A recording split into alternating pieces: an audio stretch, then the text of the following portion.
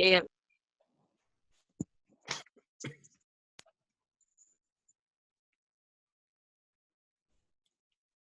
y bueno,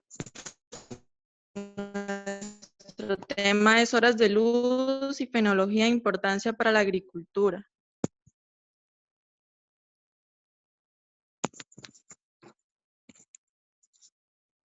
No sé si me escuchan. Rebeca, la escuchamos un poquito entrecortada, pero últimamente se la escuchó muy claramente. Ah, ok, está bien. Bueno, el grupo está conformado por... Bueno, ¿qué es fenología? Del ciclo vital de los seres vivos y cómo las variaciones estacionales e interanuales del clima les afectan.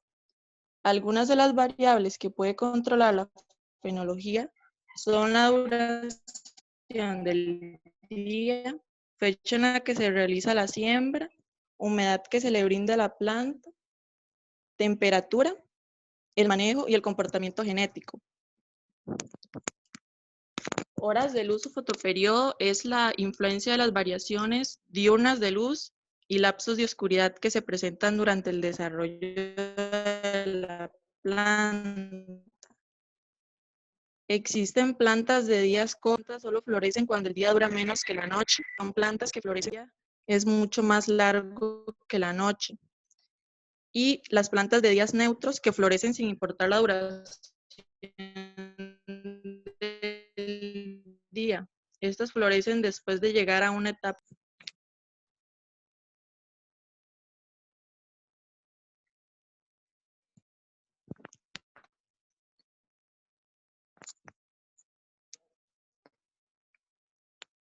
La luz aporta a las plantas energía necesaria para iniciar la fotosíntesis, lo cual influye en el crecimiento de la planta.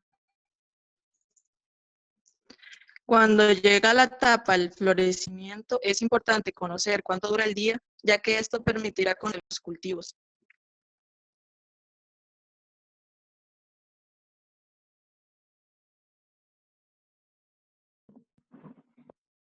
Como ya lo mencionó la compañera, la luz tiene gran importancia en el proceso fotosintético, pero también influye en qué cantidad llega a la planta, ya que de ello depende la velocidad con que se realice la fotosíntesis. Es decir, la reacción de la fotosíntesis es más alta conforme la radiación fotosintética activa aumenta. Y esto es el rango en que las plantas pueden utilizar las longitudes de onda para el proceso fotosintético, que puede ser entre 400 y 700 nanómetros.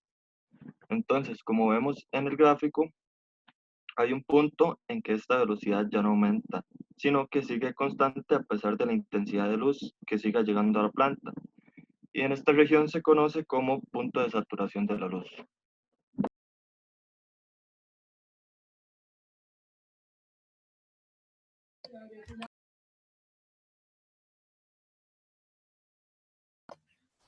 Importancia del fotoperiodo. Como ya se mencionó, existen plantas de días cortos, de día largo y de día neutro, y diversas estaciones en las que estos se van a desarrollar de una mejor manera.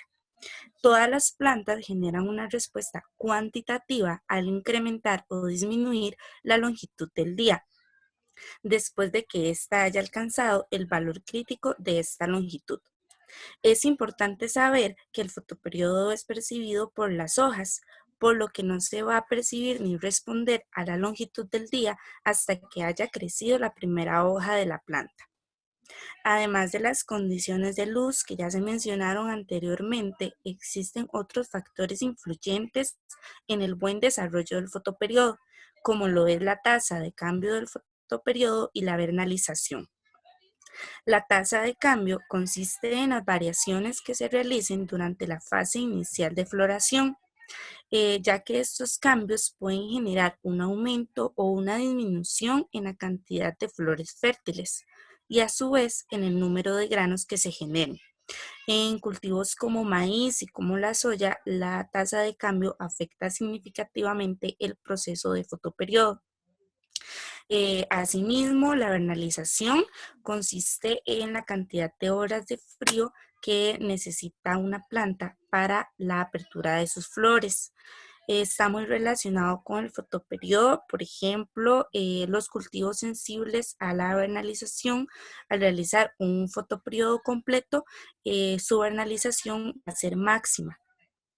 De igual manera, la vernalización se puede lograr cuando las plantas son de días cortos. Sin embargo, la escala es menor comparada con la realización del proceso en temperaturas frías. Por otra parte, el vínculo entre el fotoperiodo y la vernalización contribuyen al mantenimiento del estado vegetativo de cultivos que tienen el objetivo de tolerar bajas temperaturas. Si gustas pasar, compañero, por favor. Existen cultivos como la cebolla en el cual se puede comprender ampliamente el funcionamiento del fotoperiodo, como otros factores como la vernalización le influyen. Lo primero que es importante saber es que la cebolla es un cultivo bianual que dura 2 años, y en cada uno de esos años se realizan etapas distintas. En el primer año, la semilla nace, empieza a reproducirse y a formarse el bulbo. Y en el segundo periodo, que sería el segundo año, la cebolla va a producir semilla. ¿Por qué? Porque va a crecer su vástago floral y ahí es donde se van a encontrar nuevas semillas. Sin embargo, es muy importante saber que esta segunda etapa se debe llevar a cabo bajo un invierno altamente marcado, pues necesita que cuando crezca su vástago floral exista suficiente frío para que la semilla que crece y que van a nacer nuevamente para una nueva producción sea viable. Por ejemplo, en Costa Rica es un país donde este producto es muy común, es muy importante para la agricultura, pero no llega a esta segunda etapa por el clima que aquí se maneja.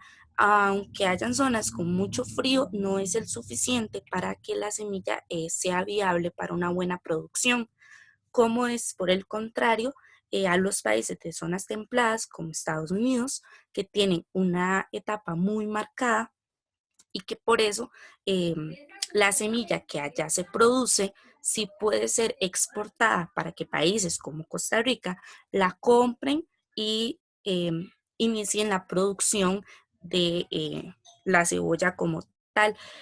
Acá en Costa Rica, en la zona de Cartago, por ejemplo, que es donde yo vivo, podemos ver cebollales que llegaron a esta etapa de floración. Sin embargo, generalmente es porque el productor decide cómo abandonar el cultivo.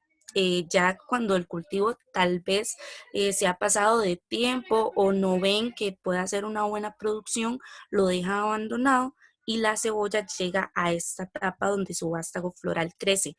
Pero la semilla que ahí se produce no funciona, no es viable para una buena producción.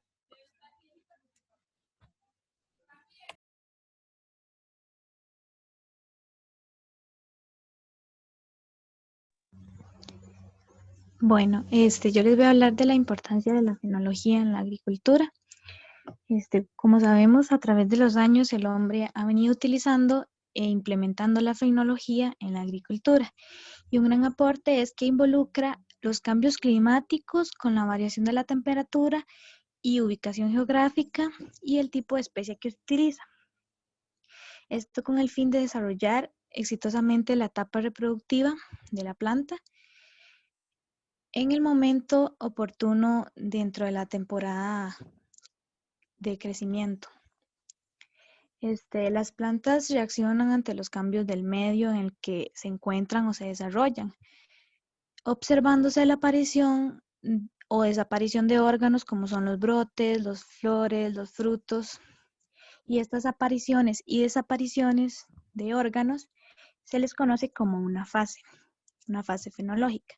Y una etapa fenológica está determinada por 2 fases, en las cuales la planta tiene la máxima sensibilidad a un elemento, haciendo un balance entre los valores de un determinado fenómeno meteorológico y que se reflejan en el rendimiento del cultivo. Los factores climáticos que pueden afectar a la fenología de la planta es, por ejemplo, la temperatura. Y se sabe que los incrementos de esta pueden afectar los datos fenológicos. Como por ejemplo, digamos, en diversos estudios que se realizaron en Europa, se revela que los eventos fenológicos que se dan en primavera son particularmente sensibles a la temperatura y que el calentamiento que se ha experimentado en los últimos años ha demostrado que efectos en la fenología que provocan que en la mayoría de los casos se dé un adelantamiento de los eventos fenológicos de primavera y un adelantamiento en la época de desarrollo de la planta. Aparte del efecto de la temperatura, se sabe que la concentración de dióxido de carbono influye también en la fenología de las plantas. En esta no se observa cambios en la fenología de primavera, pero sí se observan cambios en la fenología de otoño de las plantas, las que muestran cambios similares a lo largo de que las plantas crecen en ambientes, o sea, se desarrollan en condiciones similares a las plantas que crecen en ambientes con poca disponibilidad de nutrientes y que afecta la floración, la producción de néctar y el contenido de aminoácidos. Siguiente, porfa. Bueno, la fenología nos ayuda a determinar en función del clima cuáles son las regiones más favorables o desfavorables, o más tempranas o tardías para un cultivo en específico y su periodo vegetativo para obtener un mejor aprovechamiento agrícola. Las observaciones fenológicas y la realización de estas mismas nos sirven para la implementación de cualquier sistema agrícola, permitiendo a los productores agrarios que obtengan con su aplicación una mayor eficiencia en la planificación y programación de las diferentes actividades agrícolas que sirven para incrementar la productividad y producción de los cultivos. Y se puede tener en cuenta que un cultivo puede no desarrollar alguna de las fases que mencioné. Y si esta planta crece en condiciones climáticas no aptas o diferentes a las de su origen, puede verse afectado, por lo que es necesario que conozcamos cuáles son los requerimientos de la planta o el cultivo que deseamos preparar para garantizar que se va a desarrollar cada una de sus fases fenológicas correctamente y obtener un óptimo desarrollo de la planta. Siguiente.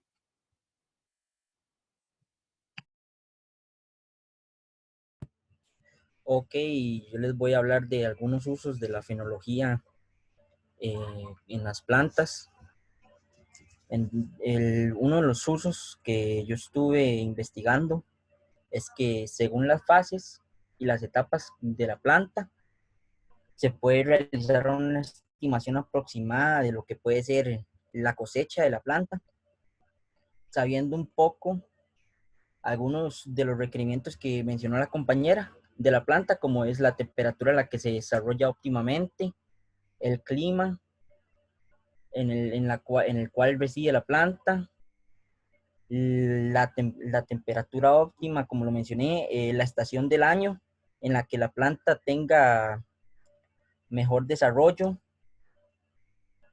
También con estas estimaciones se puede tener una menor pérdida en la producción, como en el ejemplo puede ser algunos granos como el trigo, frijoles, la soya, el maíz, porque si se manejan bien los factores fenológicos, las afectaciones climáticas que puedan residir en estos productos serán muchísimo menores que lo que le pueda afectar normalmente si no se toma en cuenta la fenología. Por ejemplo, sembrar arroz en una zona en la que no sea muy óptimo la siembra de arroz y que algún factor meteorológico afecte y produzca pérdidas en el producto.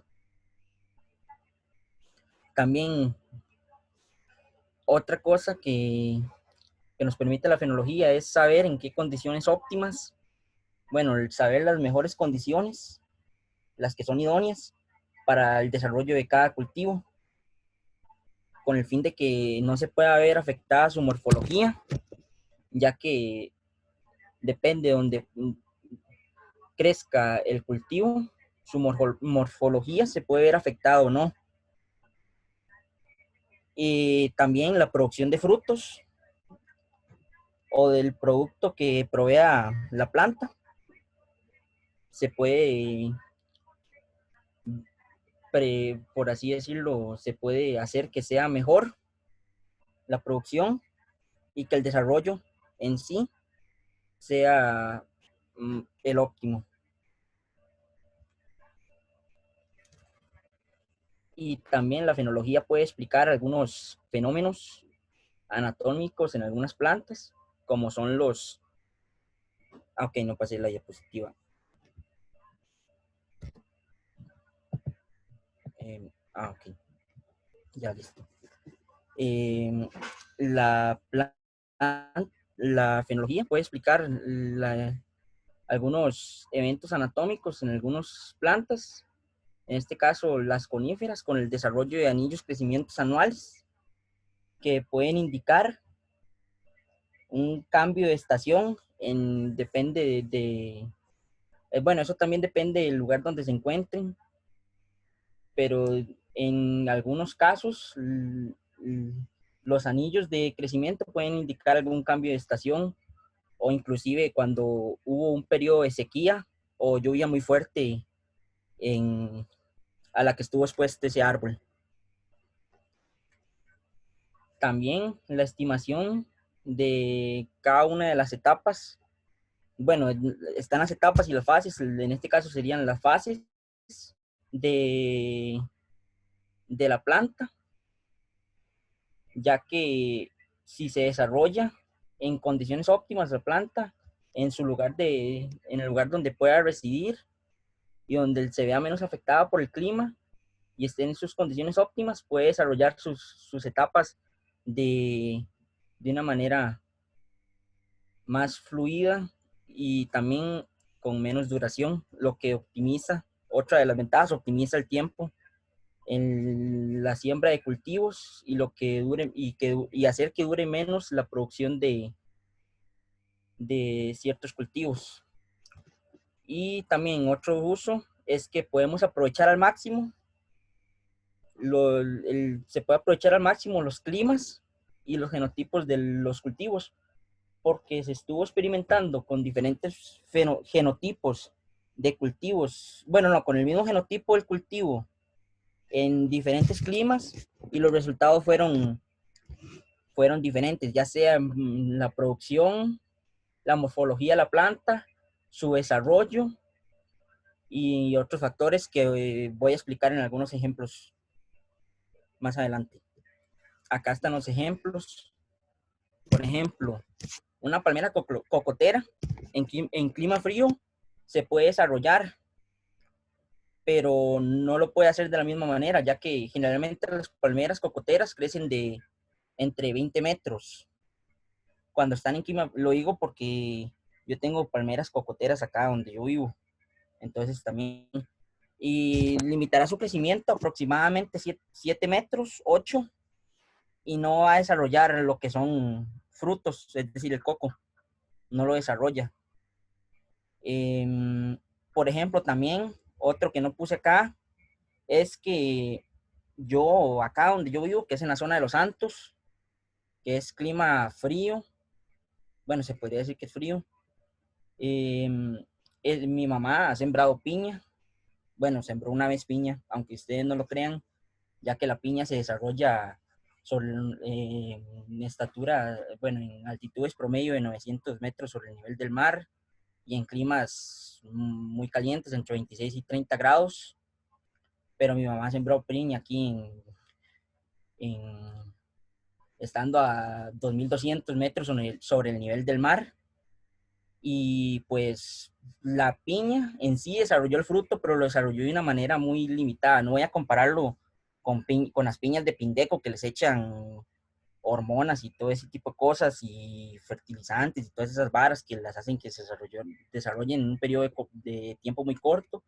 Pero sí lo voy a comparar una vez donde mis tíos, que es clima caliente, tenían unas pequeñas plantaciones de piña, y estas sí se desarrollaban de manera correcta, sí tenían su crecimiento, lo que se esperaría en una piña, el tamaño y el crecimiento de la planta de manera normal.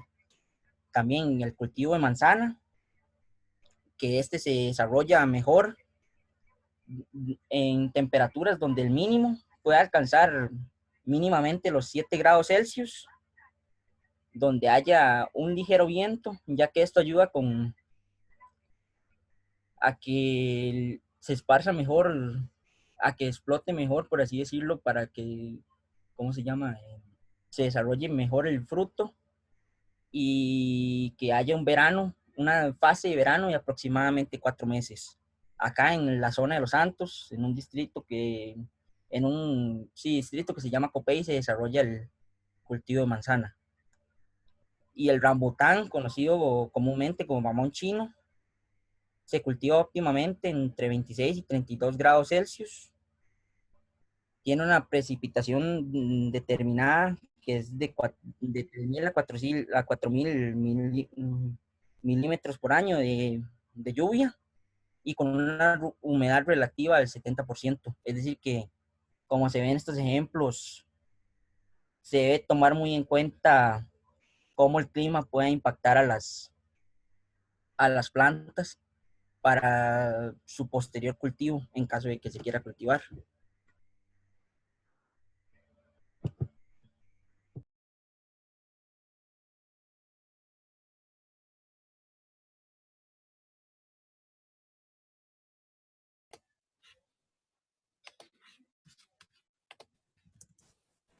Bueno, como conclusión, podemos ver que la fenología es un estudio muy importante a tomar en consideración, debido a que nos guía a saber las condiciones óptimas para poder sembrar una planta, tomando en cuenta factores que pueden afectar, como el clima, la temperatura y la estación en la que se siembra el cultivo. También afectaciones morfológicas que se pueden tomar en cuenta según la fenología y que son de gran ayuda para predecir una mejor productividad. Además, se puede concluir que debemos saber que no todas las plantas reaccionan igual a la cantidad de luz que reciben durante todo el día, y que no todos los días tienen la misma cantidad de horas luz. Esto va a variar según las estaciones del año, por lo que cada planta tiene una estación predeterminada según sus capacidades de aprovechamiento. Algunas van a preferir una menor cantidad de luz y otras van a preferir que el día sea más largo. También es muy importante concluir que el fotoperiodo puede influir en la rapidez de la germinación y de crecimiento, siendo este un factor a tomar en cuenta para mejorar la productividad de algunos cultivos, inclusive pudiendo cambiar la morfología de las plantas y permitiendo un mayor aprovechamiento para el productor. Muchísimas gracias por su atención. Muchas gracias, Emily. Olma, no sé si tenés preguntas. Yo realmente no tengo preguntas, sin embargo, yo al menos los quiero felicitar porque me parece que desarrollaron muy ampliamente, y este tema yo lo propuse al inicio, entonces era justamente este tipo de, ¿verdad?, de información y de análisis el que yo esperaba que desarrollaran con este tema, así que yo los felicito, no tengo preguntas. Sí, yo Muchísimas gracias. un comentario, porque en realidad lo que ustedes dijeron, bueno, es un tema muy amplio, creo que lo resumieron muy bien. Estoy de acuerdo con Olman, lo hicieron muy bien. Sin embargo, sí, me llama mucho la atención lo que decía Daniel casi al final, de que hay que ver como ese ajuste entre la biología de la planta y las condiciones climáticas, que al final la fenología está definida por el clima. hay que ir un poquito más allá. No es únicamente, por ejemplo, las condiciones de nutrientes, las condiciones del suelo, sino el clima, las horas luz, el fotoperiodo, la temperatura. Y es interesante porque muchas de las plantas que cultivamos, si bien tenemos variedades nativas, muchas son introducidas. Y el compañero mencionó el ejemplo del mamón chino, que la precipitación, si mal no recuerdo, estaba entre 3.000 y 4.000 milímetros. Son sitios cálidos y húmedos, en realidad. Entonces, si bien es un cultivo que se ha hecho muy popular en el país, hay que saber dónde sembrarlo, porque eso va a afectar la calidad de la planta. Y me llama la atención también, último ejemplo, es el caso del café. Ustedes pueden sembrar café a nivel del mar y puede ser una curiosidad, pero la calidad del café es horrible.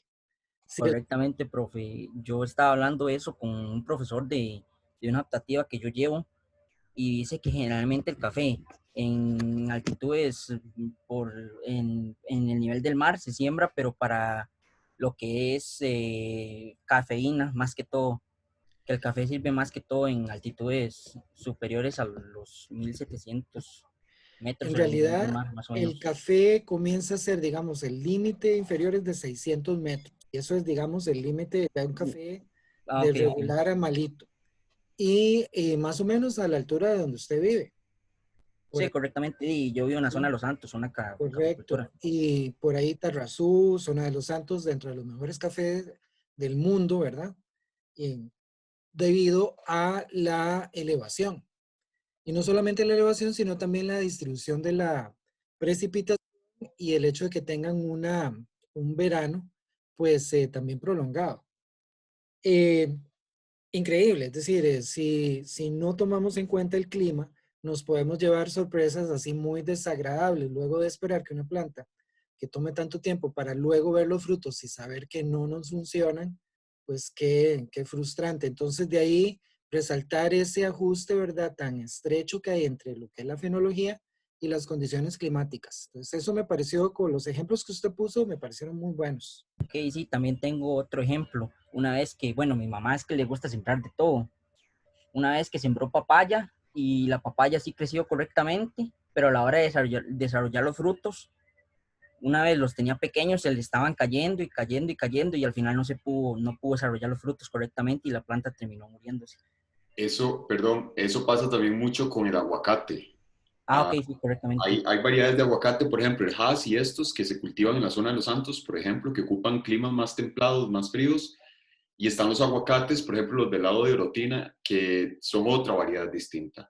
Y lo mismo, si uno siembra un aguacate Hass en Orotina o en una zona baja, nunca va a producir frutos por más que se llene de flores. Y eso pasa mucho.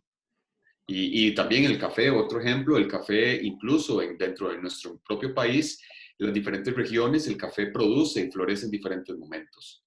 Unos meses antes, unos meses después, ya sea si es la zona de Alajuela o si es la zona de Los Santos, etcétera, y eso también está relacionado con la fenología y también con uno de los temas que expusieron sus compañeros el año pasado, que es también el fitomejoramiento, que muchas veces se puede jugar un poco con la fenología cuando se seleccionan variedades que tienen alguna capacidad especial, ¿verdad? Tal vez que pueden resistir más un periodo más largo de sequía o periodos de menos lluvias o más lluvias, etcétera. Muy bien, muchas gracias. Profe, bueno, iba a Sí, decir algo, perdón, adelante, María. que también, bueno, yo también soy de la zona de Los Santos, ¿verdad? Y una vez me estaba contando como un productor que, o sea, se supone que entre más altura el café es de mayor calidad, bueno, así es y todo eso. Pero donde lo tenía como sembrado era más bien demasiado alto, nunca se había probado como esa altura tal vez. Y él tuvo su cosecha y todo, y cuando ya fue a probar el café, como que de tanta humedad que tenía el grano, o sea, nunca se notó como en la producción ni nada, pero a la hora de probarlo fue como dito, o sea, perdió toda la producción porque más bien afectó también como el grano, o sea, como tanta altura, digamos. Sí, como les mencionaba, es importante, es crítico asegurarse de que haya este ajuste entre la parte climática y la fenología de la planta. No solamente porque la fenología afecta la calidad de los frutos, las propiedades, el sabor, etcétera, sino también para evitarse hacer una inversión tan grande y llevarse una sorpresa terrible. Lo digo por experiencia. Obviamente no a esas escalas económicas, pero sí sembrando algunas plantas, trasplantando y dándose cuenta que la calidad no es óptima, que no está adaptada, digamos, a las condiciones, que por X razón, que puede ser incluso de la humedad. Algo tan, no sé, bueno, en ese momento para mí fue como una lección, algo tan sencillo como la humedad relativa llega a un nivel muy bajo, simplemente hay plantas que mueren. Aunque tengamos una época lluviosa muy buena, si el verano es muy intenso, simplemente es un filtro, ¿verdad? Entonces, esto es muy interesante, es un tópico que como ya se pueden dar cuenta generó mucha discusión. Bueno, Profe, sí, yo Melanie. tengo una pregunta. Es que hace unos meses vi un reportaje de un señor que cosechó uvas como en la zona de Osa o algo así, muy cerca de la playa. Tengo entendido que las uvas se cosechan en frío, digamos, en temperaturas frías. ¿Cómo se logra eso? Bueno, nuevamente, usted puede cultivar café a nivel del mar, eso no quiere decir que sea un café de buena calidad. Costa Rica, en realidad hay como 2 lugares que yo conozco que cultivan uvas con fines comerciales, ¿verdad? Y son lugares de elevaciones medias como de 800 metros a 1200 metros. Y lo hacen para vender el fruto. Han habido ciertos experimentos produciendo vino, ¿verdad? Pero no es un vino de una excelente calidad, pero sí producen frutas, ¿verdad? De calidad decente, pero de elevaciones medias a altas. Alrededor, bueno, 1200 metros, 800 metros, los sitios en donde yo conozco que se cultivan uvas con fines comerciales. Ahora, nuevamente, usted puede tener una mata de uva como tener una planta en una maceta, algo, una curiosidad y como con fines ornamentales, pero no quiere decir que los frutos sean de buena calidad. Bueno, creo que vamos a la última exposición, ¿verdad? Para que los compañeros tengan suficiente tiempo y ya hice el cambio en el compartir pantalla y creo que pueden compartir la pantalla. Si no me dicen, nos queda un grupo.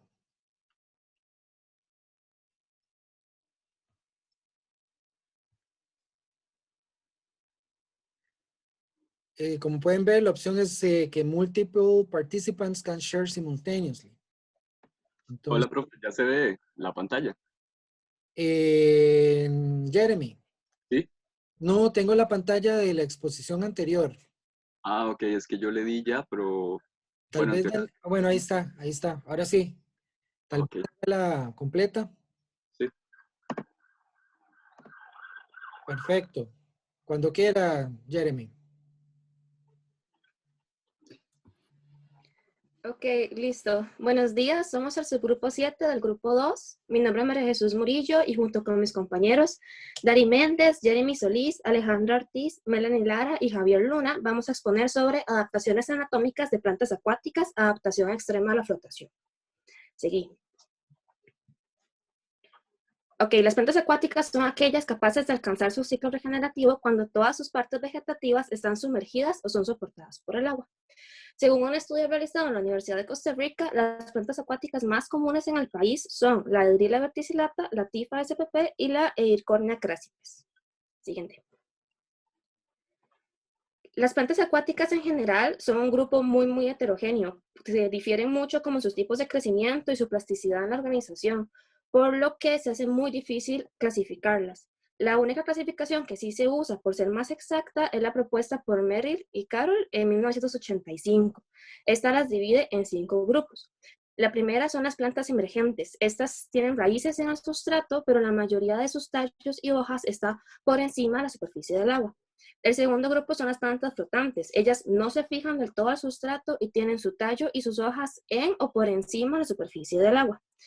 El tercer grupo son las plantas abrigadas con hojas flotantes. Esas tienen sus hojas apoyadas en la superficie y su tallo por debajo de la superficie del agua. El cuarto grupo son las plantas sumergidas. Estas están arraigadas en el sustrato por sistemas radicales o por medio de órganos especiales, y la mayoría de su tejido está por debajo de la superficie del agua. Y las algas, las cuales son plantas vasculares unicelulares o filamentosas que crecen en la superficie del agua o por debajo de ella. Siguiente.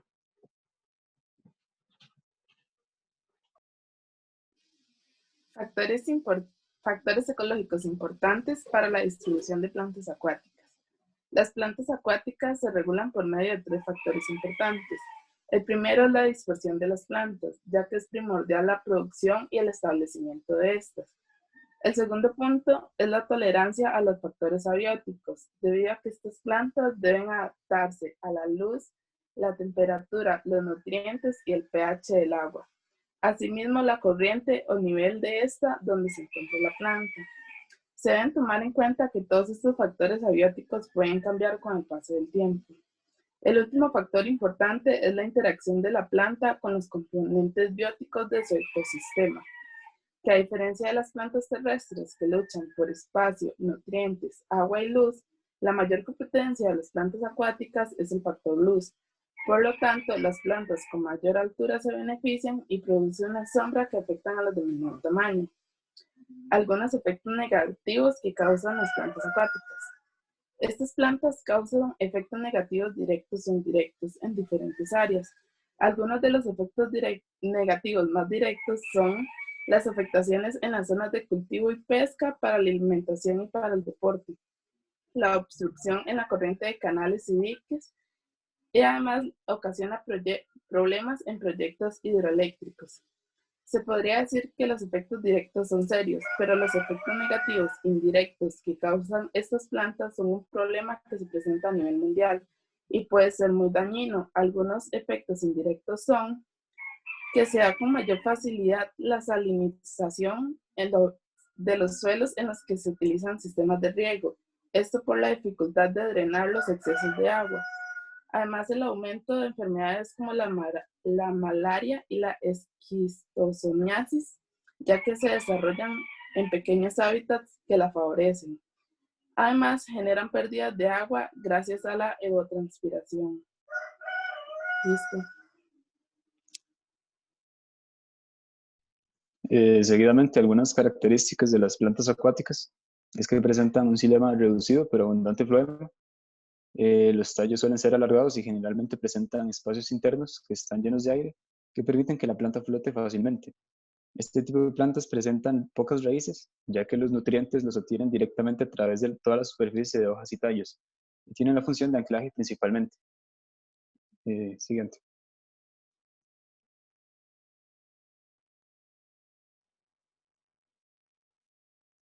El arénquima. La abundancia de arénquima es una de las principales adaptaciones que presentan las plantas acuáticas flotantes para tener la capacidad de estar suspendidas en el agua. ¿Qué es el arénquima? El arénquima es un tejido que contiene grandes espacios intercelulares vacíos, o que también se pueden llamar cámaras de aire, por los cuales circulan los gases que permiten la aireación de los órganos de toda la planta. Está especialmente desarrollado en las plantas que viven en ambientes muy húmedos o del todo acuáticos, y son, bueno, básicamente las denominadas plantas hidrófitas. La función del arénquima principalmente es facilitar la aireación de órganos que se encuentran en ambientes acuáticos o suelos anegados, como mencioné anteriormente, y es un tejido muy eficiente porque permite la flotación de determinados órganos. En cuanto a su localización, el arénquima se encuentra típicamente en angiospermas acuáticas, en las que constituyen un sistema complejo, continuo desde las hojas hasta la raíz. Y en cuanto a su estructura, el arénquima está formado por células de forma variada, frecuentemente estrelladas o lobuladas, dejando espacios intercelulares muy grandes, llamadas lagunas o, como mencioné anteriormente, cámaras de aire, que pueden constituir hasta el 70% del volumen del órgano.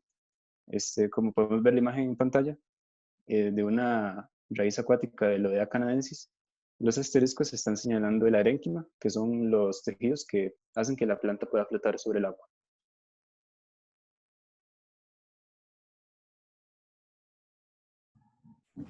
¿Cómo se forma esta estructura? Las plantas acuáticas, como se mencionó, por lo general presentan un abundante tejido de arénquima formado por células que dejan una red de grandes espacios intercelulares y que por esos espacios circulan lo que son gases provenientes del agua circundante o de los procesos de fotosíntesis y respiración.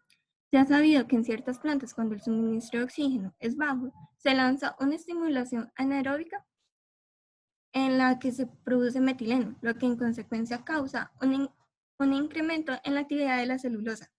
Esta actividad provoca desintegración de las paredes celulares, dando como resultado el aerénquima. La mayoría de las plantas acuáticas forman aerénquima constitutivo en sus raíces, tallos, peciolos y hojas, pero en general se forma en respuesta al hipoxia, es decir, que tiene un aporte reducido de oxígeno. Por lo tanto, los límites de adaptación entre estos tipos de plantas, basados en la presencia de aerénquima, pueden variar de acuerdo con las especies, además de que son siendo visibles en algunos órganos y no presentes en otros. Además, el aerénquima no solo promueve un sistema interno de oxígeno, sino que a la vez reduce el número de células que consumen oxígeno. Por lo tanto, la formación de aerénquima está estrechamente relacionada con la tolerancia a los suelos húmedos y hábitats acuáticos. Listo.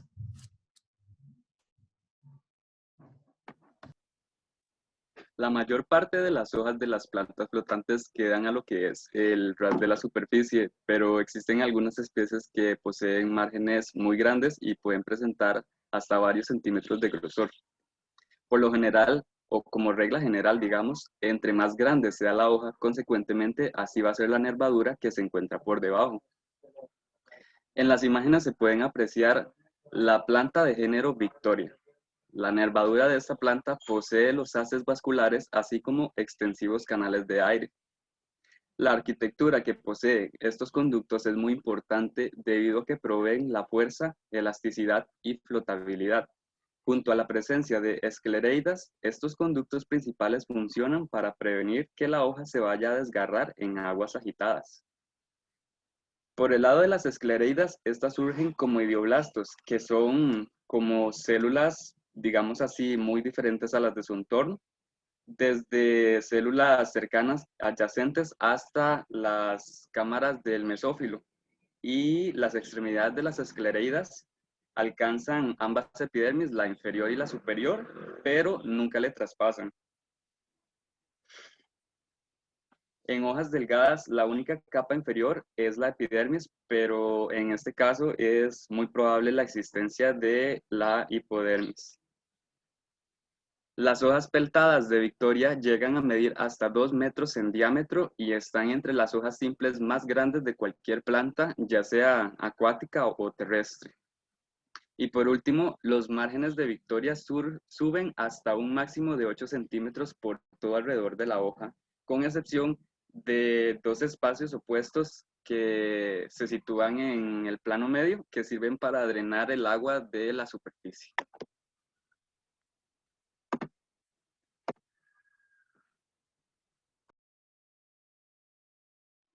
Por debajo de este tipo de hojas existen unas vigas que surgen de la inserción del peciolo. En Victoria son muy grandes. Otras vigas más pequeñas y delgadas dividen la hoja en segmentos más o menos iguales. Estas vigas no son rígidas, más bien son flexibles como para dar soporte elástico.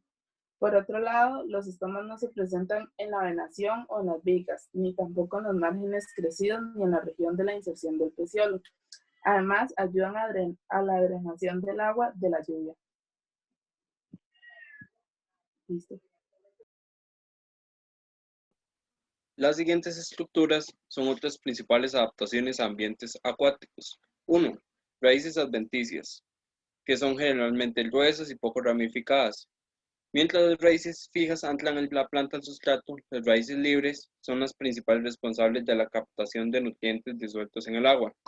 En ellas, el oxígeno actúa como barrera protectora contra los efectos tóxicos del etanol, liberado como un producto de fermentación anaerobia. 2. Los rizomas reservantes. Los rizomas reservantes, bajo las condiciones de anoxia, las células vegetales convierten su metabolismo de aeroico a anaeroico. También se ha comprobado que las plantas con rizomas grandes y vigorosos sobreviven a periodos de anegamiento más largos que otras con rizomas más débiles. Un ejemplo de estos rizomas se evidencia en la flor de loto. Y por último, los vástagos flotantes, que muestran adaptaciones morfológicas evidentes, tallos huecos, hojas con la vaina inflada, debido a la formación de arénquima y dimorfismo radical, tal que las raíces sumergidas son mucho más finas y ramificadas que aquellas fijas al sustrato. La fragmentación de estos estolones hace que se desprendan porciones completamente flotantes y sin anclaje en el sustrato.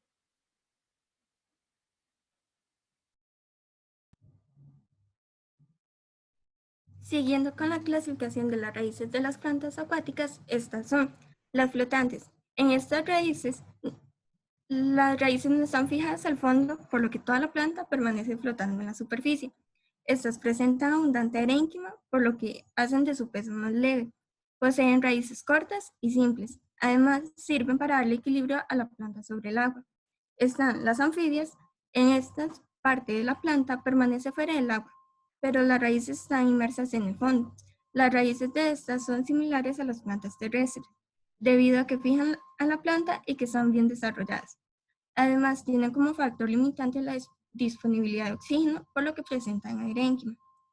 Además, están las sumergidas, que en estas las raíces están fijadas al fondo y todo el cuerpo de la planta permanece debajo del agua. Y por último están los pleustófitos, que son plantas acuáticas que carecen de raíz. Por lo tanto, las ramas se modifican y cumplen la función de raíz.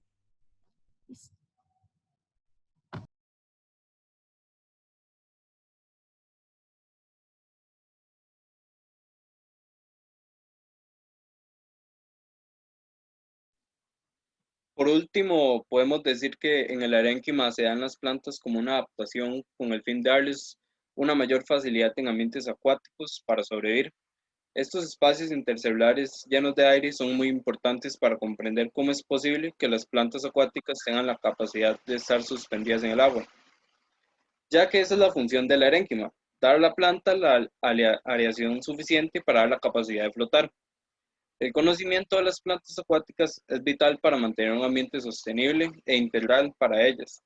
Hay que tomar en cuenta que si se tratan sin saber, el que se ha afectado es el agua, el cual es un recurso demasiado importante y se debe proteger.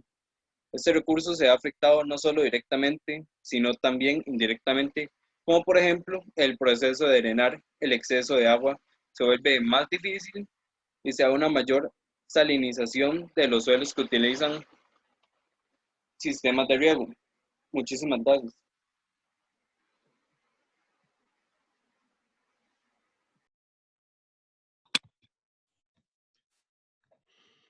Muy bien.